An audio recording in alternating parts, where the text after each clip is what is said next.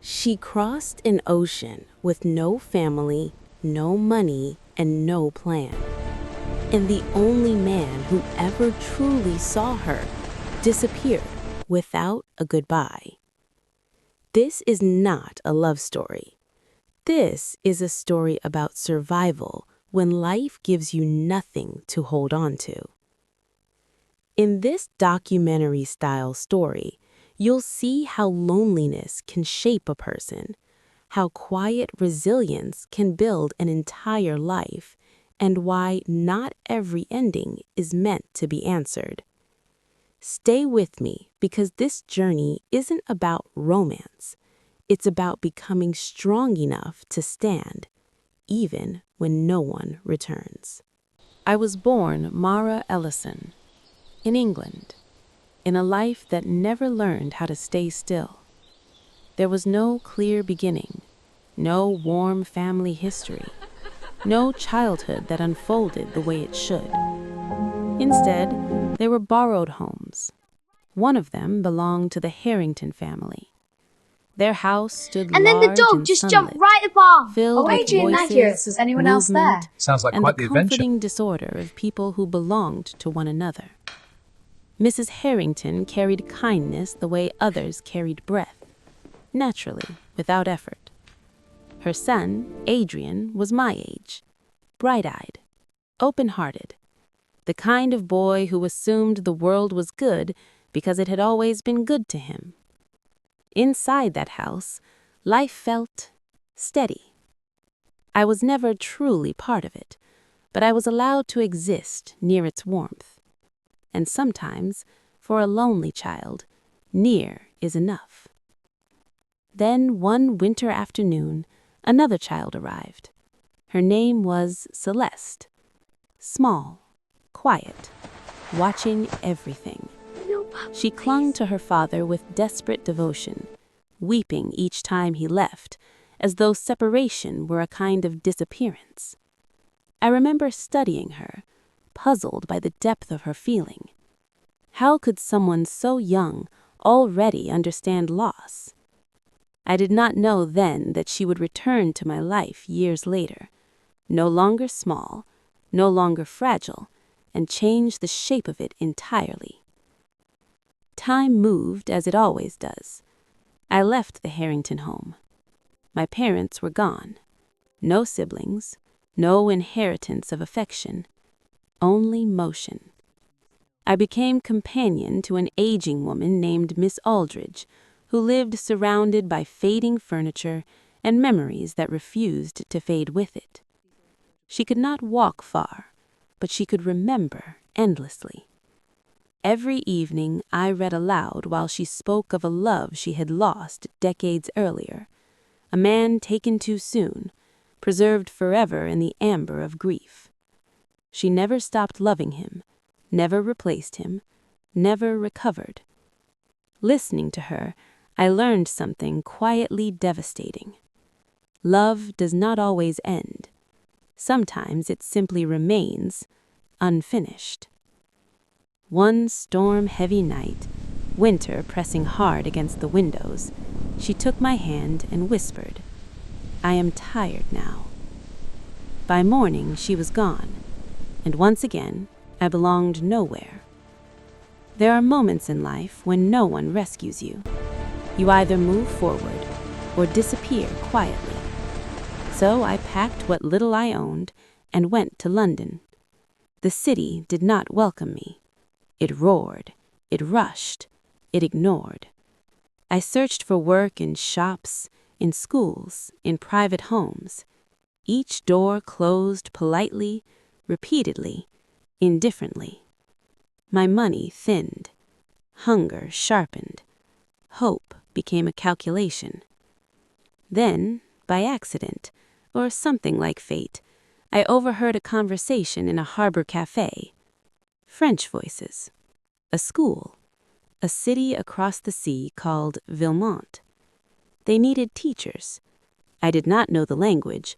I did not know the country. But I knew this. Standing still was no longer an option.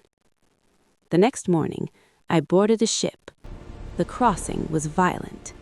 Dark water, relentless waves, a horizon that vanished more often than it appeared. But fear has a strange companion, possibility. When we reached Villemont, the city rose unfamiliar and cold, its language rushing past me like water over stone. I walked for hours with no destination, until I saw it.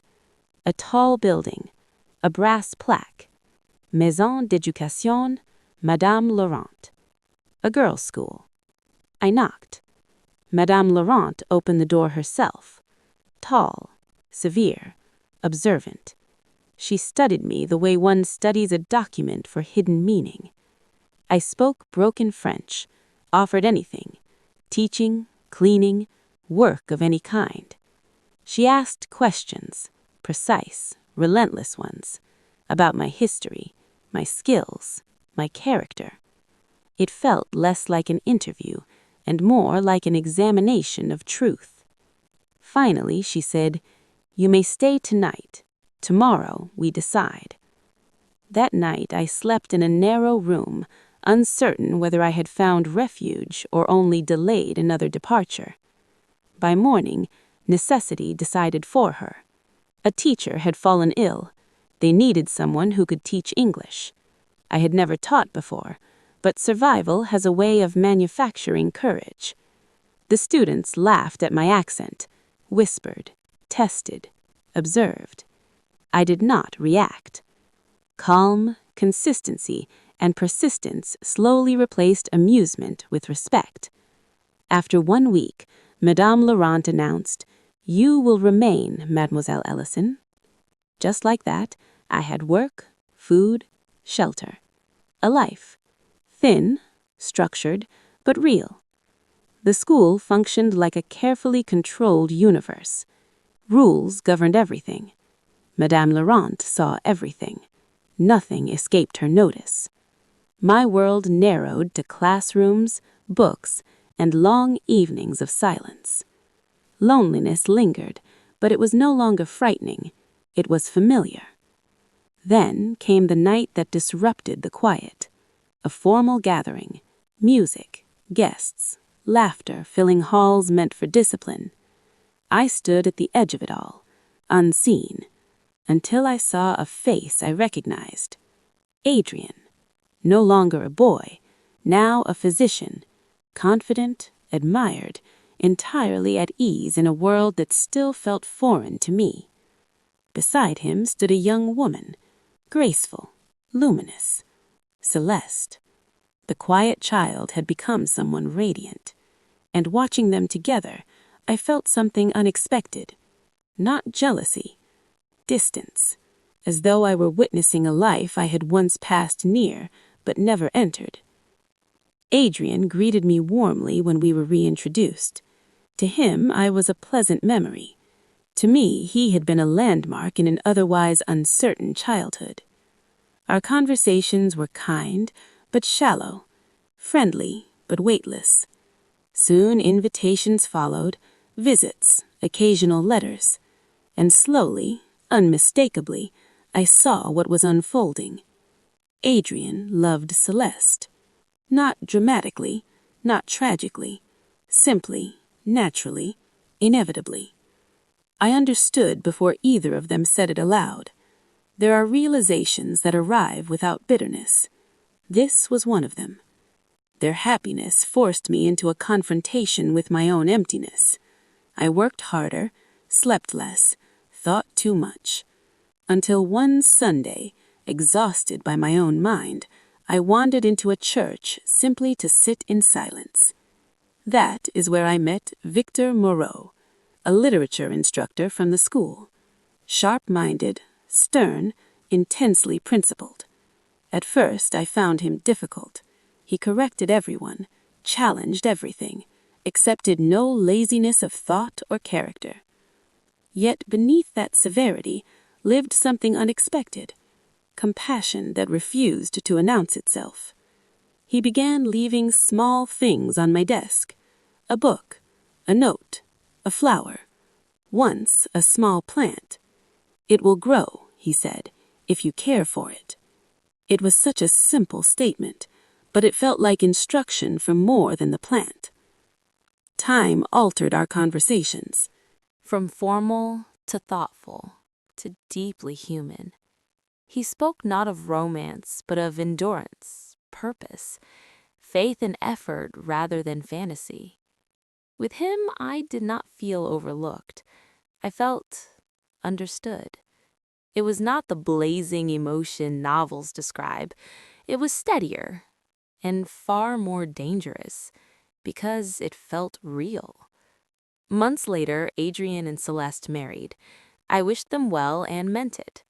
That chapter closed without drama, but another was quietly opening.